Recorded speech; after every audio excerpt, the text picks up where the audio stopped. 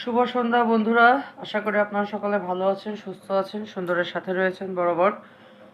এবং আপনাদের সাথে আছি আমি, নীল সাপোর্ট সেন্টার থেকে ডক্টর নীল।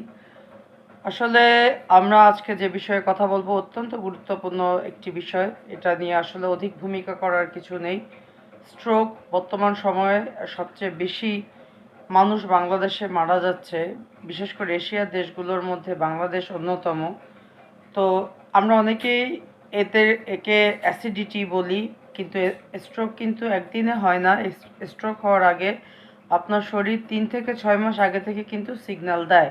এবং বিশেষ করে যাদের বয়স 35 তাদের ভিতর যদি এই ধরনের কোনো লক্ষণ দেখেন, তাহলে আপনারা কিন্তু অতি সত্বর নিকটস্থ স্বাস্থ্য কেন্দ্রে বা ডক্টর কনসালটেন্টের সাথে আপনারা যোগাযোগ করবেন। তো চটপট আপনারা এই লক্ষণগুলো লিখে ফেলুন, অথবা কারো যদি জানা থাকে অথবা মনে রাখার চেষ্টা করুন।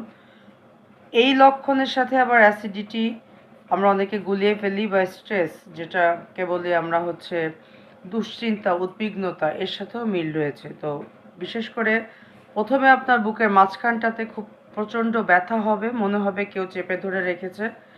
সিঁড়ি ভাঙলে বা বেশি হাঁটলে আপনি হাঁপিয়ে যাবেন।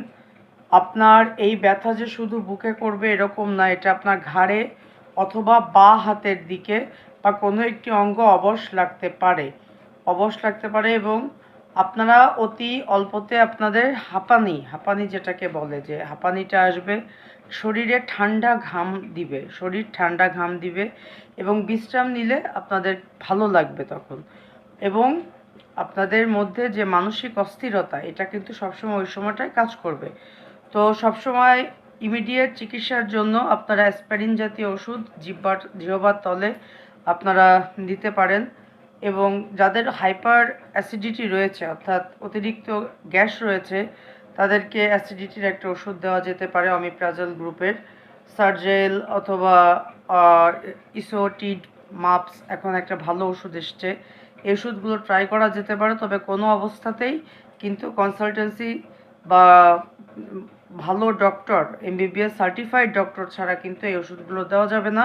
কিন্তু ইমিডিয়েট যেটা হতে পারে, যে সে যদি এই লক্ষণগুলো দেখা যায়, অ্যাসপিরিন জাতীয় ওষুধ বা ইসোপ্রাম 0.5 মিলিগ্রাম তাকে ট্রাই করা যেতে পারে।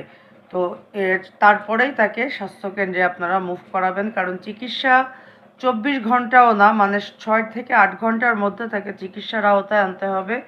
এবং এই চিকিৎসা পদ্ধতিতে আপনার অ্যাম্বুলেন্স কল করা, হসপিটালে অ্যাডমিট হওয়া,